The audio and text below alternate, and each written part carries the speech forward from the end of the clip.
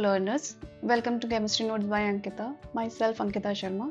Last जो हमने cover किया था वो IUPAC कवर किया था, जो कि GOC का लास्ट टॉपिक था, और इस तरीके से हमने अपनी GOC सीरीज जो है वो कंप्लीट कर ली है. नेक्स्ट टॉपिक हमारा एरोमेटिसिटी रहेगा, जिसके मे बी 5 और 6 लेक्चर होंगे मैक्स टू मैक्स. ठीक है. अगर आपको कोई पिछले सीरीज के लेक्चर में कोई भी डाउट हो तो आप मुझे पिंग कर सकते हैं. ठीक है. और एरोमेटिसिटी के बाद हम अपने नेक्स्ट जो सीरीज होगी वो हमारी रिएक्शन मैकेनिज्म होगी. फिलहाल अभी कंटिन्यू करते हैं एरोमेटिसिटी पे. Let's continue. तो एरोमेटिसिटी वाले चैप्टर में जो आपके CSR में क्वेश्चंस आते हैं वो अराउंड 2 to 4 मार्क्स तक में आते हैं, और आपके गेट में NET टाइप के क्वेश्चंस देखने को मिलते हैं. दैट मीन्स आपको 4-5 स्ट्रक्चर्स दे देंगे और उसमें पूछेंगे कि आप बताओ इसमें कितने एरोमेटिक हैं, या कितने एंटी एरोमेटिक है, या नॉन एरोमेटिक है. ओके. सो इस तरीके के क्वेश्चन गेट में आपको देखने को मिलते हैं. ठीक है. कुछ ये बुक्स हैं जिनके सेलेक्ट करके बेसिकली नोट्स प्रिपेयर हैं. That is Jerry March, Carey and Sundberg, Clayden, David Klein. Okay. तो ये आपकी बुक्स हैं. अब हम चलते हैं कि एरोमेटिक कंपाउंड्स होते क्या हैं. उनको जानने से पहले थोड़ी सी हिस्ट्री देख लेते हैं. कुछ कंपाउंड्स जो है जब ऐसे इन जनरल वे में देखा गया तो some compounds were stable and some were not stable at the room temperature. ठीक है. These are the compounds which were stable, like benzene है. ठीक है. और आपका ये ब्यूटाडाइन सिस्टम है, साइक्लोप्रोपाइल प्रोपाइल सिस्टम है. ठीक है. With double bond and 1 positive charge. Okay. तो इस तरह के जो सिस्टम्स हैं वो स्टेबल हैं, और जब ऐसे सिस्टम्स को देखा गया, जस्ट लाइक आपका साइक्लोब्यूटाडाइन है, या फिर बोरॉन रिलेटेड 5 मेंबर रिंग है. These were not stable at room temperature. ठीक है. तो ऐसा क्या था कि ये स्टेबल नहीं थे. ये अपने या तो डायमर फॉर्म में एग्जिस्ट कर रहे थे, और अगर एग्जिस्ट कर भी रहे थे इस तरीके के अपने फॉर्म में, काफी लो टेम्परेचर पे एग्जिस्ट कर रहे थे. ठीक है. और ये हमें पता कैसे चला कि these are not existing in this form. वो हमें पता चला स्पेक्ट्रोस्कोपी की मेथड से. ठीक है. स्पेक्ट्रोस्कोपी से. स्पेक्ट्रोस्कोपी में जो आपका सबसे पहले मेथड यूज किया जाता है जब भी हम ना कोई भी कंपाउंड सिंथेसाइज करते हैं, या किसी भी केमिकल को सिंथेसाइज करते हैं, तो उस केस में हम सबसे पहले मास करने जाते हैं. तो जब मास किया गया इस कंपाउंड के लिए, तो मास करने पे पता चला कि ये इस फॉर्म में एग्जिस्ट करता है. दैट मीन्स डाइमराइज कर जाता है. ठीक है. साइक्लोब्यूटाडाइन जो है वो आपका डाइमराइज कर जाता है. अब ये किस तरीके से डाइमराइज करता है, ऐसे समझिए. ये वाला बॉन्ड यहाँ से अटैक कर सकता है. सिंपली अगर चाहे तो हम इसको इस तरीके से दिखा सकते हैं. मैं एक नॉर्मल पेन से दिखाती हूँ आपको. अगर मैं जो ये आपका डबल बॉन्ड है, इसको पॉजिटिव और नेगेटिव फॉर्म में दिखा सकती हूँ, है ना. तो अगर मैं इसको इस तरीके तोड़ दूं, ठीक है, तो एक पे पॉजिटिव आएगा, एक पे नेगेटिव आएगा, और इसी पॉजिटिव नेगेटिव को दिखा के हम बॉन्ड बना देते हैं. राइट. इसमें भी वही कर देंगे. नेक्स्ट वाले में भी एक पे आप इधर साइड बनाते हैं पॉजिटिव, इधर नेगेटिव बनाते हैं. इन दोनों को आपस में कंबाइन कर देंगे. ओके. यही आपका बेसिकली स्ट्रक्चर है जो यहाँ पे सिंथेसाइज हुआ है. ओके. मास स्पेक्ट्रोमेट्री में हमें पता चला कि जो हमें मॉलिक्यूलर वेट मिल रहा था, that was equivalent to this और नॉट दिस. ओके. इसलिए पता चला कि these compounds were not stable at room temperature. ठीक. जो एक्स्ट्रा स्टेबिलिटी आती है और इन कंपाउंड्स में, that is because of the conjugation. Okay. Conjugation की वजह से हम कहते हैं कि हमेशा स्टेबिलिटी आती है, बट कॉन्जुगेशन अगर आप यहाँ पे देखो तो कॉन्जुगेशन तो इसमें भी है, कॉन्जुगेशन इसमें भी है. ओके. और कॉन्जुगेशन इसमें भी, ये भी अपने बोरान को इलेक्ट्रॉन पाई जो है वो ट्रांसफर कर सकता है. तो कॉन्जुगेशन तो सभी में है, बट ऐसा मैंडेटरी. तो कॉन्जुगेशन जब भी आता है तो हम कहते हैं कि ज़्यादा स्टेबल हो जाएगा जो भी मॉलिक्यूल होगा हमारा. ठीक है. But here we will see कि कॉन्जुगेशन की वजह से सिर्फ मॉलिक्यूल स्टेबल नहीं हो रहा है. ठीक है. तो ये वाला पॉइंट अब हमें चीज़ें याद रखनी है कि conjugation will not always make the molecule more stable. Okay, ठीक है। So extra stability of certain cyclic conjugated molecules are explained in terms of property that is called aromaticity. So aromaticity के कुछ पॉइंट्स को देखते हैं। Okay, सो एक general point है, उसको कंसिडर करते हुए चलते हैं। सो जो मैंने अभी आपको थोड़े थोड़े एक्सप्लेन किए हैं, so conjugation does not lead to stability always, ठीक है, which we are seeing in this case cyclobutadiene, okay, cyclopropenyl anion उसके केस में, या फिर आपका cyclo pentenyl cation, okay. So हम देख रहे हैं इनके केस में कॉन्जुगेशन की वजह से कोई स्टेबिलिटी नहीं आ रही है। तो the special stability means aromatic compounds, okay. So aromatic compounds are generally more stable than their acyclic counterpart. कहने का सिंपल मीन ये है कि ये जो साइकिल है ना, ठीक है, ये साइक्लिक बन गया है। अगर इसी का, अगर आप क्या करो, बेसिकली ये जो बॉन्ड है ना, इसको ऐसे ब्रेक कर दो, ठीक, ये कोई भी एक बॉन्ड को आप ऐसे ब्रेक कर दो, तो अगर जब बॉन्ड ब्रेक कर दोगे, यहाँ जब बॉन्ड खत्म हो गया तो इधर यहाँ पॉजिटिव रहेगा, और यहाँ पे ये ऐसा इस तरीके का स्ट्रक्चर आ जाएगा। सो this is the counter part just उसका, और अगर यहाँ पे ऐसे बॉन्ड बना दोगे, ये इस तरीके से बन जाएगा। सो ये देखा गया कि जो एरोमेटिक कंपाउंड्स है वो अपने ए साइक्लिक पार्ट से ज्यादा स्टेबल है। सिंपल बेंजीन के केस में भी देखा गया, जैसे हेक्साट्राइन है आपका, तो हेक्साट्राइन से आपका बेंजीन जो है वो ज्यादा स्टेबल है। तो मैं ये लगा देती हूँ ऑर्डर, ओके। और यही बात जब एंटी एरोमेटिक में देखी गई, सो एंटी एरोमेटिक के केस में जस्ट इसका रिवर्स हो गया, ओके। उसके काउंटर पार्ट्स जो थे वो बेसिकली ए साइक्लिक वाले वो ज्यादा स्टेबल निकले। So this is the reverse order. Aromaticity doesn't mean, so we always consider okay system stable है तो रिएक्शन तो नहीं करनी चाहिए। हाँ, हम कह रहे हैं, हम किसी के रिस्पेक्ट में कह रहे हैं, हम इस रिस्पेक्ट में कह रहे हैं कि this compound is less stable and this compound is more stable, that doesn't mean that it will not go for any reaction, ठीक है। सो aromaticity doesn't mean the compound is resistant to air, light, heat or reagent. It will go for reaction. सो अगर एक general reaction दे रहा है जिसमें benzene attached है और nitro group है और क्लोरीन ग्रुप अटैच्ड है, सो जब भी आपके इस तरीके के इलेक्ट्रॉन विदड्रॉइंग ग्रुप अटैच्ड होते हैं ना, ठीक है, this is showing from minus R and this is showing minus I effect. तो उसकी वजह से देखो, आपका इधर से ये इलेक्ट्रॉन खींच रहा है और इधर भी इलेक्ट्रॉन खींच रहा है, तो सबसे ज्यादा ये वाले हाइड्रोजन को क्या बनाएगा, electron deficient, that means this one will be more what, more acidic.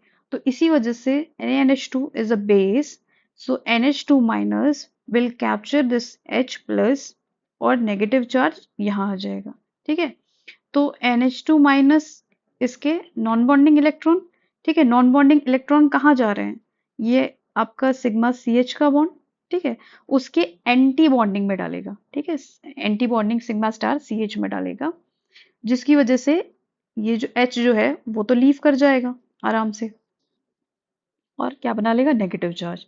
यहाँ पे गुड लिविंग ग्रुप प्रेजेंट है ऑलरेडी, ठीक है, तो अगेन ये जो नेगेटिव चार्ज है this will force to leave this chlorine minus, okay, chlorine as a good leaving group, chlorine is a good leaving group, तो Cl माइनस यहाँ से लीव कर जाएगा, और यहाँ पे ये बनाएगा कंपाउंड आपका NO2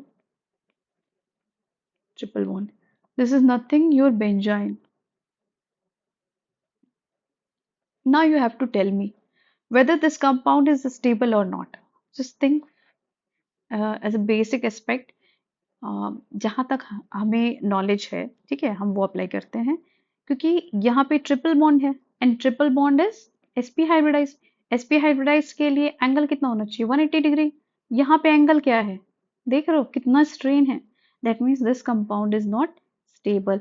तो बेंजाइन जो होते हैं दिस इज इंटरमीडिएट, ओके, ये हम आगे के रिएक्शन में पढ़ेंगे कि these are intermediate, so it's not stable, okay.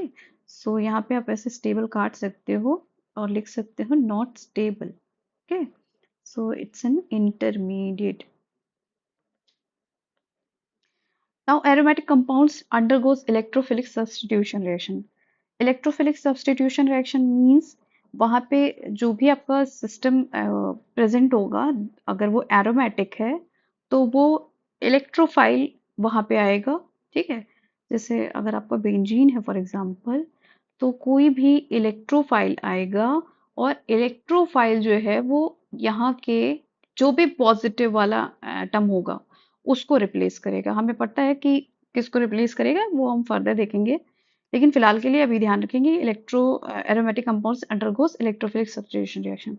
Aromatic compounds do not undergo electrophilic addition reaction. तो ऐसा क्यों कहा गया? ऐसा इस वजह से कहा गया, ध्यान से समझने वाली बात ये है कि यहाँ पे तो डबल बॉन्ड तो है और हमें पता है कि जो डिग्री ऑफ अनसैचुरेशन होती है, ओके, यहाँ आप कहीं मेंशन कर सकते हो, वेल, कि जो डिग्री ऑफ अनसैचुरेशन, या फिर आप ये कह सकते हो कि बेसिकली वहाँ पे डबल बॉन्ड प्रेजेंट है या नहीं प्रेजेंट है, उसको हम चेक इसी तरीके से करते हैं कि उसमें ब्रोमीन वाटर ऐड करते हैं। ठीक है, ब्रोमीन वाटर ऐड करते हैं। अगर ब्रोमीन वाटर का कलर जो होता है वो डिस्चार्ज हो जाए, तो हम कहते हैं कि वहां पे अनसैचुरेशन प्रेजेंट है। ठीक है, अनसैचुरेशन प्रेजेंट है अगर ब्रोमीन वाटर का कलर डिस्चार्ज हो जाए। These are in red colour. ठीक है, हमने लैब में अपने टाइम पे ब्रोमीन का बेसिकली यूज भी किया था टू सिंथेसाइज। बहुत ही ज्यादा पंजेंट, इतनी ज्यादा हार्श इसकी स्मेल होती है। सो या, तो इसका कलर जो होता है वो रेड होता है। ठीक है, ब्रोमीन का। सो ये जो कंपाउंड है वो जैसे ही आप ऐड करोगे किसी भी डबल बॉन्ड वाले कंपाउंड में, उसका कलर जो होगा ब्रोमीन का वो डिस्चार्ज हो जाएगा। ठीक है, मतलब वो कलर नहीं रह जाएगा, रेड कलर नहीं रह जाएगा। तो हम इससे इसलिए पता चलता है कि वहां पे डबल बॉन्ड प्रेजेंट है। अब जब एरोमेटिक कंपाउंड्स में जैसे बेंजीन ही है आपका फॉर एग्जांपल, सो बेंजीन के केस में यहाँ तो तीन तीन डबल बॉन्ड है। So this must show the you know degree of unsaturation, मतलब यहाँ पे तो दिखाना चाहिए, but it does not show. So अगर मान लो ये दिखा रहा होता तो किस तरीके से रिएक्शन प्रोसीड करता? फॉर एग्जांपल अगर मैंने यहाँ पे एल्कीन लिया है एंड रिएक्टिंग विद ब्रोमीन, सो ये रिएक्शन कैसे होगी, रिएक्शन मैकेनिज्म, सो वो देखते हैं। यहाँ आपने एक बेसिक एल्कीन ली है। ठीक है, दिस इज इथीन। तो ब्रोमीन, इसके लोन पेयर्स। ठीक है, ऑलरेडी सो मच रिपल्शन, बहुत ज्यादा रिपल्शन में है, बहुत परेशान है, चाहते हैं कि जल्दी से हमारा आपस का बॉन्ड टूटे। हेटेरो एटम का बॉन्ड जो होता है ना बेटा, वो वैसे भी स्टेबल नहीं होता है। ओके, तो ये भी वैसे भी कोशिश करेंगे कि जैसे ही यहाँ से पाई इलेक्ट्रॉन मूव करेगा कहाँ पे, इसके पी ऑर्बिटल में। ठीक है, 4p ऑर्बिटल में, वैसे ही ये बॉन्ड तो क्या करेगा, ब्रेक कर जाएगा। ठीक है, तो यहाँ पे ये किस फॉर्म में गया है, यहाँ पे ये नेगेटिव फॉर्म में गया है और इस पे क्या है, पॉजिटिव, तो इधर गया। तो ये किस तरीके से स्ट्रक्चर बना लेगा, ये ऐसा स्ट्रक्चर बनाता है। अब देखना, CH2 CH Br। ठीक है, क्योंकि इसके ऊपर ऑलरेडी आ गया बॉन्ड। ओके, इधर से इसने क्या कर दिया, सॉरी, इधर से इसने क्या कर दिया, इलेक्ट्रॉन इसको दे दिया, जिसकी मतलब कमी आ रही थी 2 इलेक्ट्रॉन की, जो ये लेके भाग रहा है ये वाले। ठीक है, इसको ऑलरेडी यहाँ से मिल गए। अब जब मिल गए तो इसके इस तरीके से बेसिकली ऑक्टेट तो कंप्लीट हो गया इसका। लेकिन यहाँ पे क्या आ गया, यहाँ पे तो पॉजिटिव चार्ज आएगा ना, क्योंकि इसके तो इलेक्ट्रॉन लेके ये दोनों चले गए ना। तो यहाँ पे क्या आ जाएगा, पॉजिटिव चार्ज। ठीक है, तो ये अपने नॉन बॉन्डिंग से फिर से अटैक कर देता है। ठीक है, सो ये आपको इस तरीके का स्ट्रक्चर देखने को मिलता है। अब ये जो ब्रोमीन माइनस है, जो सिस्टम से अभी बाहर हुआ था, Br minus, now this is ready to attack. So ये अटैक कहाँ करेगा, ये अटैक करेगा, जैसे आपका यहाँ पे ये है ना, CBr का बॉन्ड है, CBr का। ठीक है, तो इसका ये सिग्मा बॉन्ड है, तो इसका एंटी बॉन्डिंग कहाँ होगा, एंटी बॉन्डिंग कहीं यहाँ पे होगा। ठीक है, सेम अगर इस साइड से अटैक करे तो इसका एंटी बॉन्डिंग क्या होगा, CBr का इस साइड होगा। देखो ये अगर ये इसका सिग्मा है तो सिग्मा स्टार कहाँ होगा, जस्ट उसके अपोजिट। सो ये इसके सिग्मा स्टार में अटैक कर देता है। ठीक है, CBr के, तो ये वाला बॉन्ड क्या कर जाएगा, ऐसे ब्रेक हो जाएगा, तो ब्रेक कर देंगे। फिर इस तरीके से आपका ये फाइनल प्रोडक्ट बनेगा। अब ये जो प्रोडक्ट बना है, अब आप ये भी समझना पॉइंट बहुत इंपॉर्टेंट है, क्योंकि ये इतना बल्कि है, ये कहाँ से इसको अलाउ कर देगा? इतना बड़ा बल्कि सा ब्रोमीन है, कहाँ से बोलेगा कि चलो तुम इधर से आ जाओ? Not possible. सो क्या है, इसके पास तो ऑप्शन ही यही है कि ये बॉटम फेस से अटैक करे, ठीक है, या तो इस साइड से करे या तो इस साइड से अटैक करे, क्योंकि because this alkene is completely symmetrical, तो किसी भी साइड से अटैक करा दिया हमने। सो किस तरीके का कंपाउंड बना मेरा? एंटी एडिशन वाला, ठीक है। सो जब भी ब्रोमीन की रिएक्शन होगी एल्कीन से, so this will form the anti product. Same हमें यहाँ पे भी एक्सपेक्टेड था कि जब हम बेंजीन लेंगे और उसकी ब्रोमीन से रिएक्शन करा देंगे, थोड़ा ब्रोमीन लिया तो कोई रिएक्शन नहीं दिया, तो हमने सोचा एक्सेस में लेते हैं। सो जब एक्सेस में लिया तो वी एक्सपेक्टेड कि this should be formed, okay, this compound should be formed, but it doesn't form, because वो रीजन भी हम देखेंगे। यहाँ पे आप लिख दो कि देयर इज नो रिएक्शन, लिख के काट देना, ठीक है, नो रिएक्शन की जगह यहाँ पे लिख के काट देना। लेकिन यही रिएक्शन, ये तो जनरल कंडीशन में थी, सिंपली हमने ब्रोमीन ऐड किया। जब आप ब्रोमीन के साथ कोई कैटलिस्ट ऐड कर देते हो ना, दैट इज FeCl3 हो या आपका AlCl3 हो, इस तरीके के कोई भी कंपाउंड को आप ऐड कर देते हो which is your Lewis acid, ठीक है, लुईस एसिड। एक्सेल, जो भी आपके ट्रांजिशन मेटल्स होते हैं ना, जनरली आर इलेक्ट्रॉन डेफिशिएंट्स, मतलब दे डू मेक कंपाउंड्स, ठीक है। Transition metal generally make electron deficient species because it have empty d orbital, okay. So ये किस तरीके से प्रोसीड करता है वो देखते हैं। सो ब्रोमीन ब्रोमीन है, FeCl3 मेरा इलेक्ट्रॉन डेफिशिएंट स्पीशीज है, ठीक है। तो ये अपने नॉन बॉन्डिंग पहले यहाँ ट्रांसफर करेगा, तो इस तरीके से बनाएगा।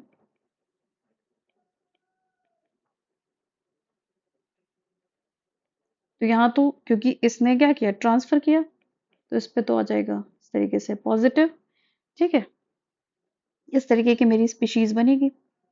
अब यहाँ पे ये जो बॉन्ड है, ठीक है, क्योंकि इसको चाहिए था इलेक्ट्रॉन, इसने ब्रोमीन ने ट्रांसफर कर दिया, तो अब ये वाला बॉन्ड क्या कर जाएगा, ये वाला बॉन्ड इस तरीके से ब्रेक कर जाएगा और क्या बना लेगा, Br plus which is your electrophile, ठीक है, electrophile. Now this electrophile is ready to attack, okay.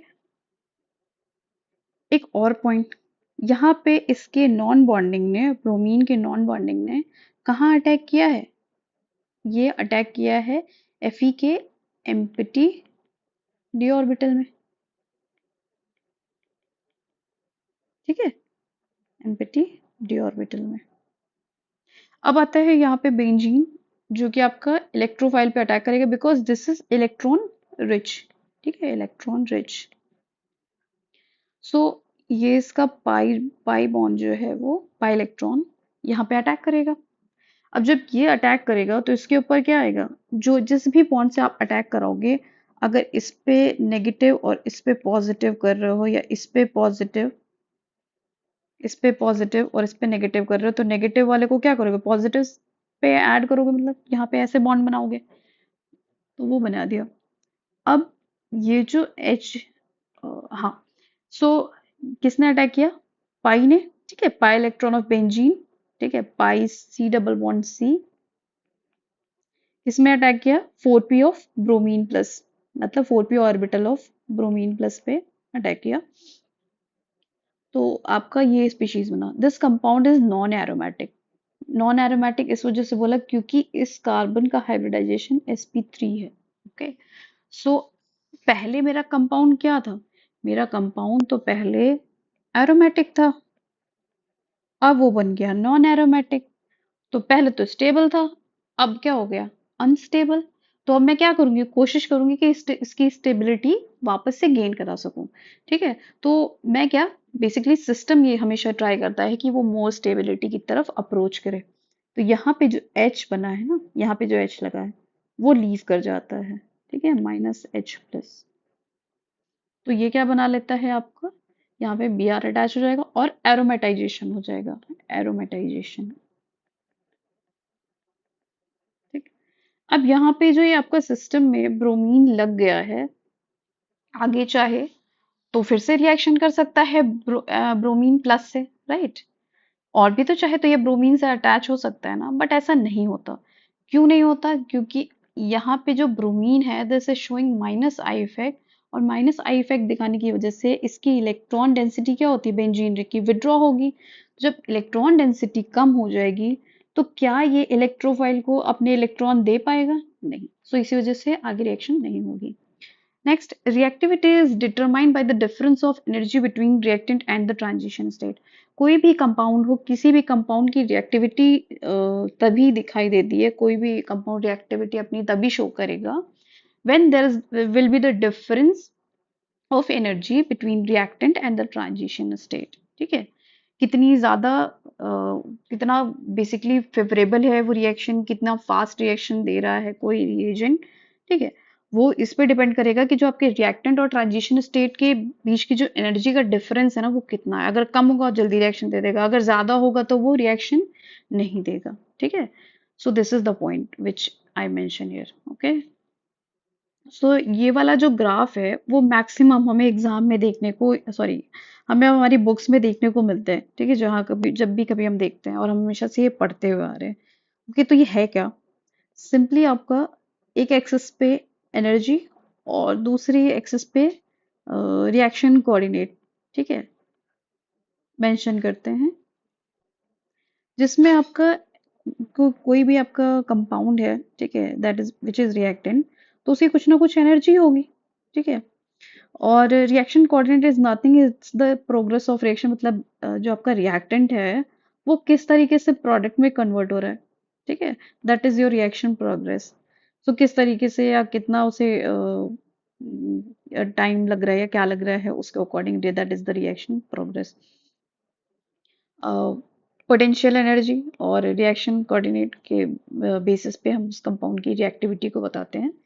सो अगर रिएक्टेंट की एनर्जी मान लो आपकी 10 है अराउंड, ठीक है, और ट्रांजिशन स्टेट की एनर्जी अराउंड 30 है। ओके, सो अगर ये रिएक्टेंट जो है वो ट्रांजिशन स्टेट के बैरियर को पार कर जाता है तो ये प्रोडक्ट में कन्वर्ट हो जाएगा। ठीक है, सो जब भी ये ट्रांजिशन स्टेट पे पहुंचेगा, ठीक है, जब भी अपने ट्रांजिशन रिएक्टेंट जो है वो ट्रांजिशन स्टेट पे कैसे पहुंचेगा, वो तब पहुंचेगा जब हम उसमें क्या ऐड करेंगे, रिएजेंट, या फिर कोई हीटिंग कंडीशन दे, या सनलाइट कंडीशन दे, या फिर कोई सॉल्वेंट ऐड करें। ठीक है, सो कोई भी ऐसा पॉइंट हम दें जिसके थ्रू ही क्या हो सकता है, ये ट्रांजिशन स्टेट को अचीव करेगा। तो अगर मान लो आपने कोई कैटलिस्ट डाल दिया, ठीक है, और ट्रांजिशन स्टेट से जो रिएक्टेंट की जो डिस्टेंस है ना, that is your activation energy. Activation energy is nothing कि आपके रिएक्टेंट को बेसिकली उस बैरियर तक पहुंचाने के लिए जिसको पार करते ही वो प्रोडक्ट में कन्वर्ट हो जाए, that is your activation energy. ठीक है, किसी कंपाउंड को एक्टिवेट करने में। ठीक है, या उसको काफी हाईली अनस्टेबल फॉर्म में ले जाने के लिए जो एनर्जी है वही आपकी एक्टिवेशन एनर्जी। ये हम केमिकल काइनेटिक्स में फर्दर देखेंगे, फिलहाल यहाँ पे इसी पॉइंट समझने की कोशिश करते हैं।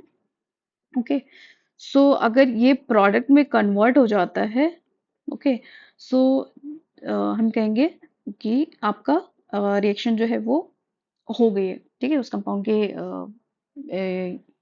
सॉरी, जो कंपाउंड है वो प्रोडक्ट में कन्वर्ट हो गया है। और एक और पॉइंट यहाँ पे जो मेंशन करना चाहूंगी मैं, कि अगर आप इस रिएक्शन में, ठीक है, जो मुझे दिख रहा है कि ये एनर्जी बैरियर, अगर मान लो रिएक्टेंट जो है आपकी एनर्जी 10 है और ट्रांजिशन स्टेट की एनर्जी 30 है, तो अगर कोई आप कैटलिस्ट ऐड कर देते हो ना, ठीक है, तो कैटलिस्ट के केस में ये जो आपको ट्रांजिशन स्टेट के बैरियर दिख रहा है, ठीक है, ये जो एनर्जी बैरियर दिख रहा है ये काफी डिक्रीज हो जाता है। ठीक है, जब आप इसमें कोई कैटलिस्ट ऐड कर देते हो तो ये जो जो यहाँ पे बैरियर दिख रहा है वो यहाँ आ जाता है, जिसकी वजह से जो आपका रिएक्टेंट है वो जल्दी से प्रोडक्ट में कन्वर्ट हो जाता है। सो एंड ये जब तभी पॉसिबल है जब हम उसमें कोई कैटलिस्ट ऐड करें, अदरवाइज नहीं पॉसिबल है। सो नेक्स्ट हम अपने थोड़ा मेन टॉपिक की तरफ फोकस करते हैं अब। पहले तो मैंने थोड़ा एक प्रीफेस बताया आपको। So what are the aromatic and anti aromatic compounds?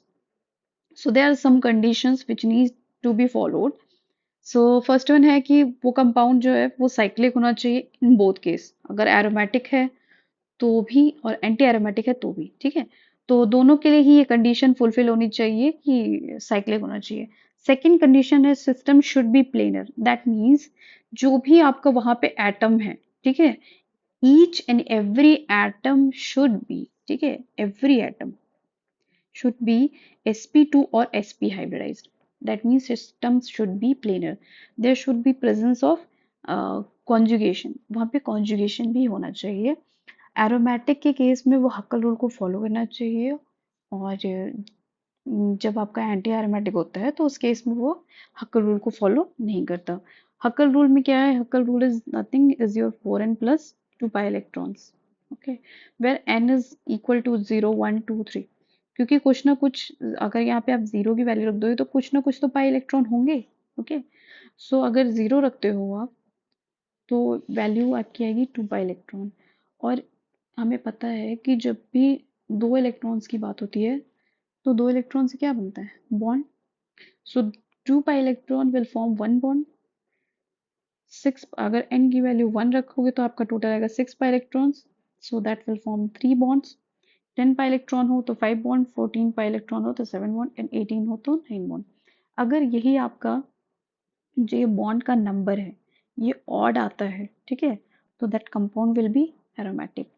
While अगर 4n pi electron rule follow कर रहे हो और n की वैल्यू यहाँ पे ना जीरो से स्टार्ट नहीं होगी, क्योंकि अगर n की वैल्यू आप जीरो ही रख दोगे तो ये 4n पाई का तो कुछ कॉन्सेप्ट ही नहीं रह जाएगा ना.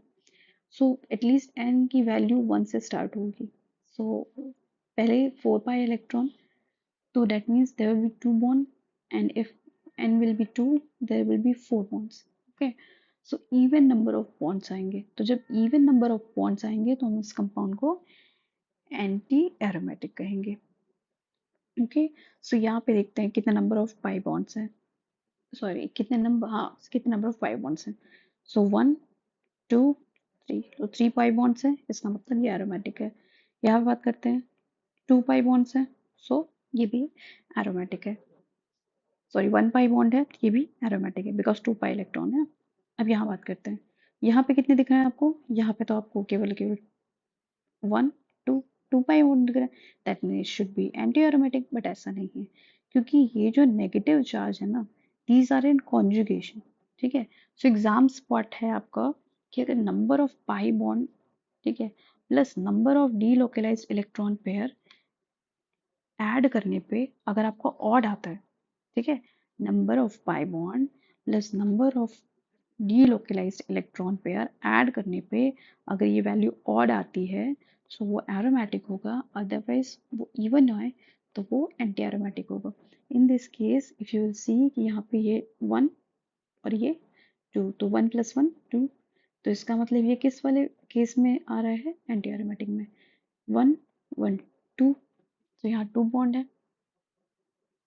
अब आते हैं एंटी एरोमेटिक के केस में. So aromatic compounds are diamagnetic in nature while your anti aromatic compounds are paramagnetic in nature, which means that there should be presence of one unpaired electron, ठीक है, at least one unpaired electron should be there. Every anti aromatic compound have at least 2 unpaired electron, ठीक है. हम अभी देखेंगे आगे के case में प्रॉपर हम ऑर्बिटल डायग्राम्स बना के देखेंगे कि कैसे कंपाउंड जो है वो आपका एंटी एरोमेटिक हो रहा है. नेक्स्ट है कि जो आपके एरोमेटिक कंपाउंड्स होते हैं वो ESR इनएक्टिव होते हैं. What is ESR? ESR is nothing, it's electron spin resonance. Electron spin resonance, ठीक है. सो इलेक्ट्रॉन स्पिन रेजोनेंस होता क्या है? ये आप स्पेक्ट्रोस्कोपी में पढ़ोगे, ठीक है, जब हम स्पेक्ट्रोस्कोपी डिस्कस करेंगे. सो इलेक्ट्रॉन स्पिन रेजोनेंस में there should be presence of one unpaired electron, ठीक है, वन अनपेयर्ड इलेक्ट्रॉन. अगर किसी भी सिस्टम में एक अनपेयर्ड इलेक्ट्रॉन है तो वो कंपाउंड ESR एक्टिव होगा. जबकि अभी यही बोल दिया मैंने कि डायमैग्नेटिक है, तो डायमैग्नेटिक है इसका मतलब यहाँ पे तो इलेक्ट्रॉन होगा ही नहीं अनपेयर्ड. इसी वजह से aromatic compounds are ESR inactive. While in case of anti aromatic, क्योंकि वन अनपेयर्ड इलेक्ट्रॉन तो होगा ही होगा, बट हम ज़्यादा सिस्टम में 2 अनपेयर्ड इलेक्ट्रॉन देखते हैं, सो इसी वजह से कंपाउंड ESR एक्टिव है in the case of anti aromatic. So this is the compound which you have to tell कि ये कंपाउंड कैसा होगा, एरोमेटिक होगा कि एंटी एरोमेटिक होगा। पॉज करके आप चेक करो, फिर मुझे बताओ। ओके, तब तक मैं आपको यहाँ पे थोड़ा सा और बड़ा स्ट्रक्चर करके बनाने की कोशिश करती हूँ और बताती हूँ। तो यहाँ पे इसके पी ऑर्बिटल्स, ठीक है, हाइब्रिडाइज्ड वाले। ओके, sp तो इन सब के इलेक्ट्रॉन जो ये बॉन्ड बनाया हुआ है, ये आपका जो पाई बॉन्ड बना हुआ है, इसकी बात कर रहे हैं। ओके, और ये लोन पेयर,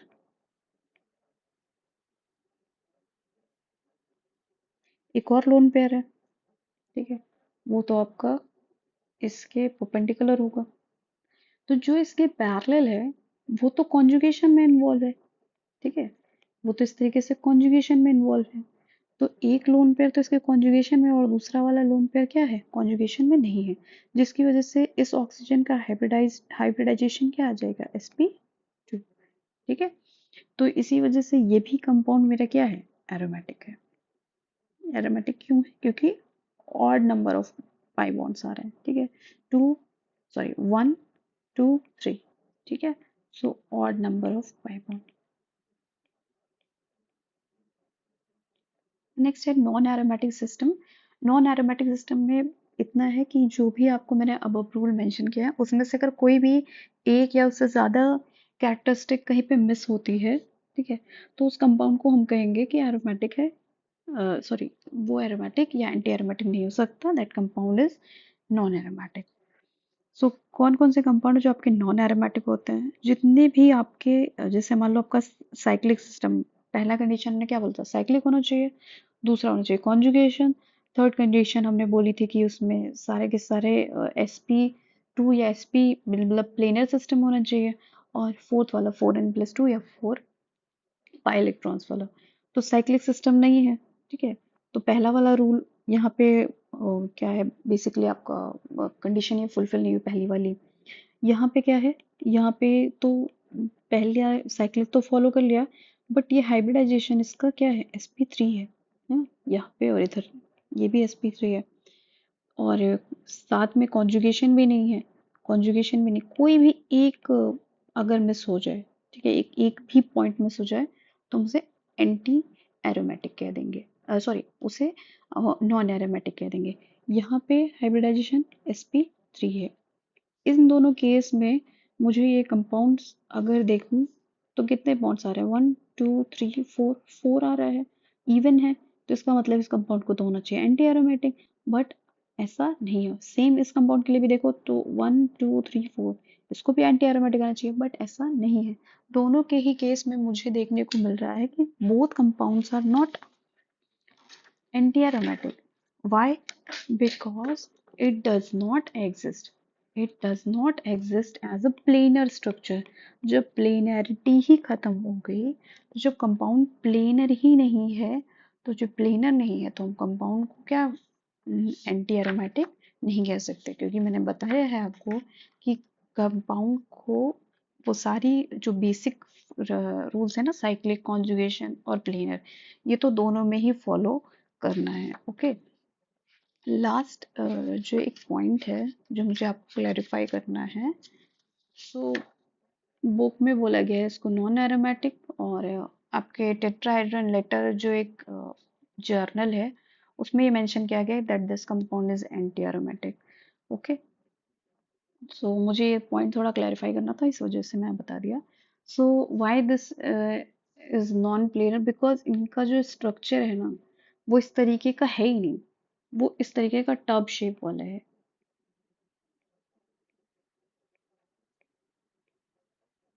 ये इस तरीके के सिस्टम है। Okay, this one for this top shaped, while for this one